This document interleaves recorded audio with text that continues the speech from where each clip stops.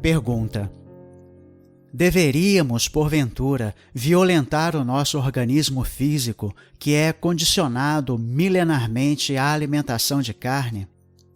Certos de que a natureza não dá saltos e não pode adaptar-se subitamente ao vegetarianismo, consideramos que seria perigosa qualquer modificação radical nesse sentido.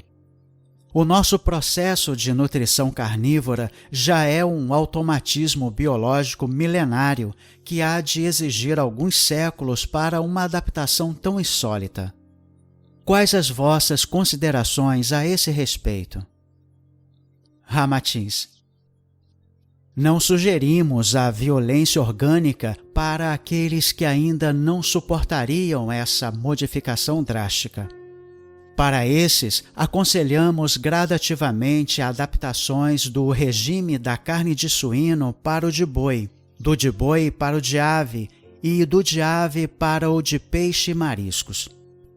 Após disciplinado exercício em que a imaginação se higieniza e a vontade elimina o desejo ardente de ingerir os despojos sangrentos, temos certeza de que o organismo estará apto para se ajustar a um novo método nutritivo de louvor espiritual. Mas é claro que tudo isso pede por começar, e se desde já não efetuardes o esforço inicial que alhures tereis de enfrentar, é óbvio que hão de persistir tanto esse tão alegado condicionamento biológico como a natural dificuldade para uma adaptação mais rápida. Mas é inútil procurar de subterfúgios para justificar a vossa alimentação primitiva e que já é inadequada à nova índole espiritual. É tempo de vos asseardes, a fim de que possais adotar novo padrão alimentício. Inegavelmente, o êxito não será alcançado do modo por que fazeis a substituição do combustível de vossos veículos. Antes de tudo, a vossa alma terá que participar vigorosamente de um exercício para que, primeiramente, elimine da mente o desejo de comer carne. Muitas almas decididas que já comandam o seu corpo físico e o submetem à vontade da consciência espiritual têm violentado esse automatismo biológico da nutrição de carne, do mesmo modo porque alguns seres extinguem o vício de fumar sob um só impulso de vontade. Também estáis condicionados ao vício da intriga, da raiva, da cólera, do ciúme, da crueldade, da mentira e da luxúria. No entanto, muitos se libertam repentinamente dessas mazelas sob hercúleos esforços evangélicos. É reconhecendo a debilidade da alma humana para as libertações súbitas e preparando-vos psiquicamente para repudiardes a carne, que temos procurado influenciar o mecanismo do vosso apetite, dando-vos conselhos cruamente e de modo ostensivo, de modo a que mais facilmente vos liberteis dos exóticos desejos de assados e cozidos, que, na realidade, não passam de rebotalhos e cadáveres que vos devem inspirar náuseas e aversão digestivas. Daí as nossas preocupações sistemáticas em favor do vosso bem espiritual, para que ante a visão, por exemplo, de dobradinhas, entre aspas, saborosas, que recendem ao molho odorante, reconheçais, na verdade, as tétricas cartilagens que protegem a região broncopulmonar do boi, em cujo local se processam as mais repugnantes trocas de matéria corrompida. Pergunta: porventura, os cuidadosos exames a que são submetidos os animais antes do corte não afastam a possibilidade de contaminarem um homem com qualquer enfermidade provável? Ramatiz: essa profilaxia de última hora não identifica os resíduos da enfermidade que possa ter predominado no animal destinado ao corte e que, evidentemente, não deixou vestígios identificáveis à vossa instrumentação de laboratório. Apesar dos extremos cuidados de higiene e das medidas de prevenção nos matadouros, ainda desconheceis que a maioria dos quadros patogênicos do vosso mundo se origina na constituição mórbida do porco. O animal não raciocina, nem pode explicar-vos a contento as suas reais sensações dolorosas consequentes de suas condições patogênicas. O veterinário criterioso enfrenta exaustivas dificuldades para atestar a enfermidade do animal, enquanto que o ser humano pode relatar, com riqueza até de detalhes, as suas perturbações, o que então auxilia o diagnóstico médico. Assim mesmo, quantas vezes a medicina não descobre a natureza exata dos vossos males, surpreendendo-se com a eclosão de enfermidade diferente e que se distanciava das cogitações familiares. Às vezes, um simples exame de urina, requerido para fins de somenos importância, revela a diabetes que o médico desconhecia no seu paciente. Um hemograma solicitado sem graves preocupações pode atestar a leucemia fatal. As enfermidades próprias da região abdominal, embora explicadas com riqueza de detalhes pelos enfermos, muitas vezes deixam o clínico vacilante quanto a se tratar de uma colite, uma úlcera gastroduodenal ou um surto de ameba histolítica. Uma vez que no ser humano é tão difícil visualizar com absoluta precisão a origem dos seus males, requerendo-se múltiplos exames de laboratório para o diagnóstico final, muito mais difícil será conhecer-se o morbo que, no animal, não se pode focalizar na sintomatologia comum. Quantas vezes o suíno é abatido no momento exato em que se iniciou um surto patogênico, cuja virulência ainda não pôde ser assinalada pelo veterinário mais competente, salvo o caso de rigorosa autópsia e meticuloso exame de laboratório. Para isso evitar, a matança de porcos exigiria pelo menos um veterinário para cada animal a ser sacrificado. Os miasmas, bacilos, germes e coletividades microbianas famélicas que se procriam no caldo de cultura dos chiqueiros penetram na vossa delicada organização humana através das vísceras do porco e debilitam-vos as energias vitais. Torna-se difícil para o médico situar essa incursão patogênica, inclusive a sua incubação e o período de desenvolvimento. Por isso, mais tarde, há de considerar a enfermidade como oriunda de outras fontes patológicas. Pergunta: julgais, porventura, que a alimentação carnívora possa trazer prejuízos físicos, de vez que a criatura já está condicionada há milênios a essa forma nutritiva? Qual a culpa do homem em ser carnívoro se desde a sua infância espiritual ele foi assim condicionado, de modo a poder sobreviver no mundo físico? Ramatiz: repetimo-vos, nem todas as coisas que serviram para sustentar o homem nos primórdios da sua vida no plano físico podem ser convenientes no futuro, quando surgem então novas condições morais ou psicológicas e a criatura humana pode cultuar concepções mais avançadas. Antigamente, os ladrões tinham as suas mãos amputadas e arrancava-se a língua aos perjuros. Desde que vos apegais tanto ao tradicionalismo do passado, por que aos maledicentes modernos não aplicais essas disposições punitivas, brutais e impiedosas? Os antigos trogloditas comiam sem escrúpulos os retalhos de carne impregnados dos detritos do chão. No entanto, atualmente, usais pratos, talheres e lavais o alimento. Certamente, alegareis a existência agora de um senso estético mais progressista e que também tendes mais entendimento das questões de higiene humana.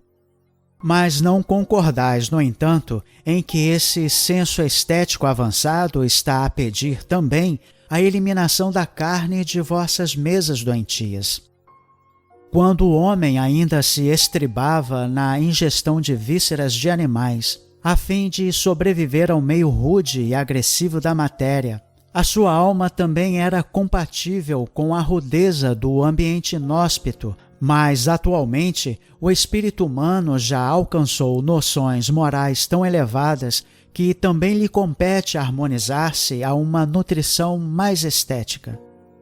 Não se justifica que, após a sua verticalização da forma hirsuta da Idade da Pedra, o homem prossiga nutrindo-se tão sanguinariamente como a hiena, o lobo, a raposa ou as aves de rapina.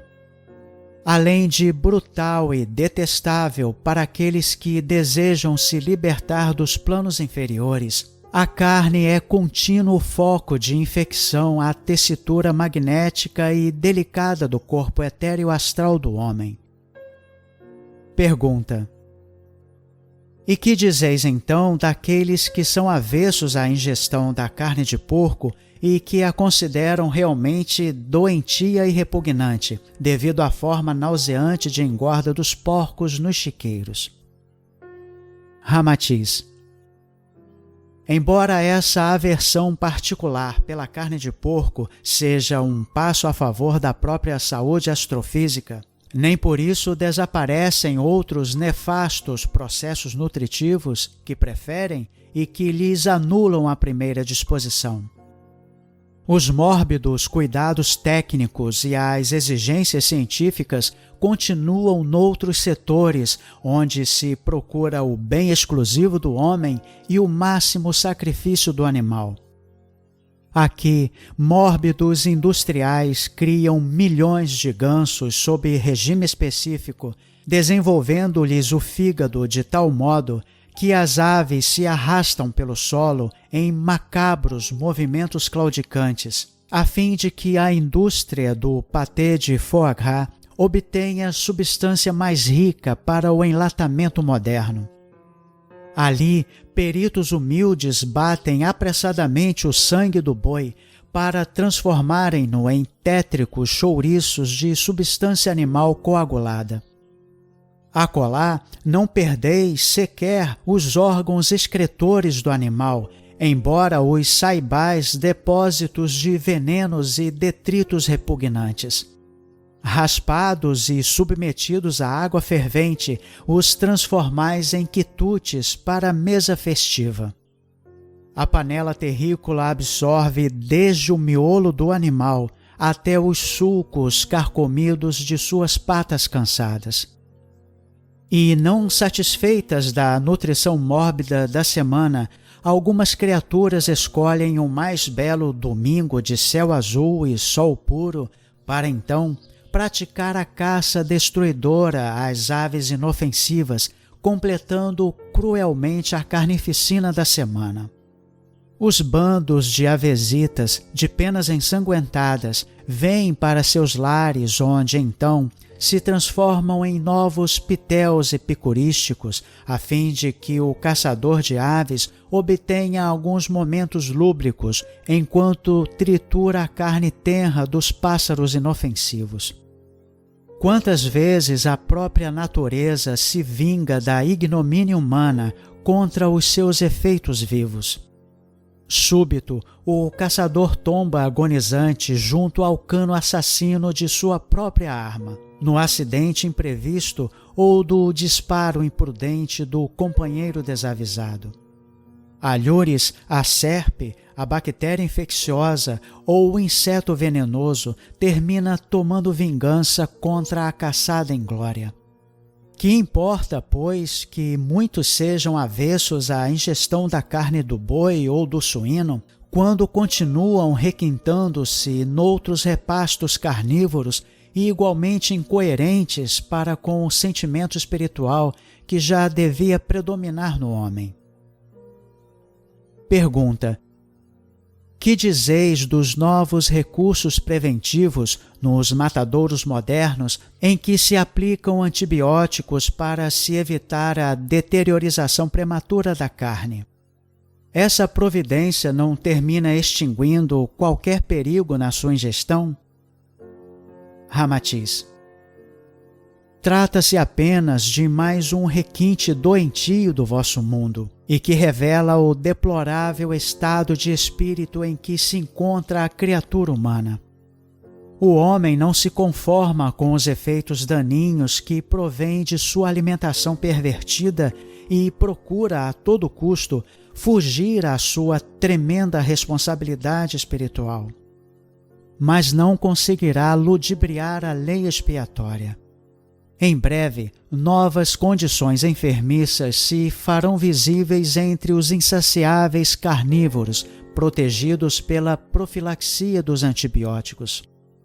Além do efeito deletério da carne, que se intoxica cada vez mais com a própria emanação astral e mental do homem desregrado, encontrar-vos-eis às voltas com o preciosismo técnico de novas enfermidades situadas no campo das alergias inespecíficas, como produtos naturais das reações antibióticas nos próprios animais preparados para o corte. Espanta-nos a contradição humana que, primeiramente, produz a enfermidade no animal que pretende devorar e em seguida aplica-lhe a profilaxia do antibiótico. Pergunta: podeis dar-nos um exemplo dessa contradição? Ramatiz: pois não? A vossa medicina considera que o homem gordo, obeso, hipertenso é um candidato à angina e à comoção cerebral. Classifica-o como um tipo hiperalbuminoide e portador de perigosa disfunção cardiohepato-renal. A terapêutica mais aconselhada é um rigoroso regime de eliminação hidrossalina e dieta redutora de peso. Ministra-se ao homem alimentação livre de gorduras e predominantemente vegetal, e o médico alude ao perigo da nefrite, ao grave distúrbio no metabolismo das gorduras e à indefectível esteatose hepática. Cremos que se os velhos pajés antropófagos conhecessem algo de medicina moderna e pudessem compreender a natureza mórbida do obeso e sua provável disfunção orgânica, de modo algum permitiriam que suas tribos devorassem os prisioneiros excessivamente gordos.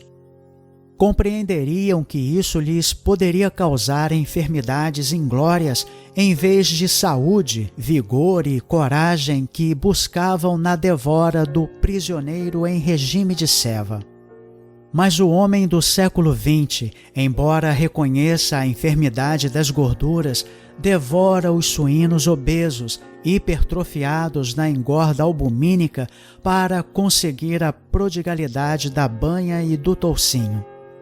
Primeiro os enferma em imundo chiqueiro, onde as larvas, os bacilos e micro-organismos próprios dos charcos fermentam as substâncias que alimentam os oxiúros, as lombrigas, as tênias, as amebas colis ou estolíticas. O infeliz animal, submetido à nutrição putrefata das lavagens e dos detritos, renova-se em suas próprias dejeções e exsuda a pior cota de odor nauseante, tornando-se o transformador vivo de imundícies para acumular a detestável gordura que deve servir às mesas fúnebres. Exausto, obeso, letárgico e suarento, o porco tomba ao solo com as banhas fartas e fica submerso na lama nauseante. É massa viva de ureia gelatinosa que só pode ser erguida pelos cordames para a hora do sacrifício no matadouro.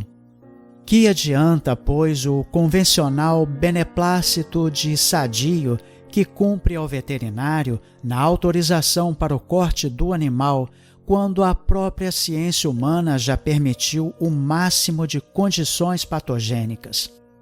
De modo algum, essa tétrica profilaxia antibiótica livrar-vos-á da sequência costumeira a que sois submetidos implacavelmente.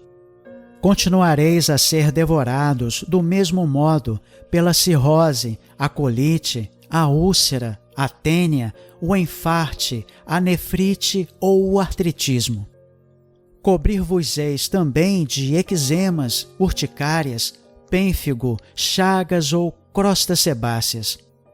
Continuareis indubitavelmente sob o guante da icterícia, da gota, da enxaqueca e das infecções desconhecidas.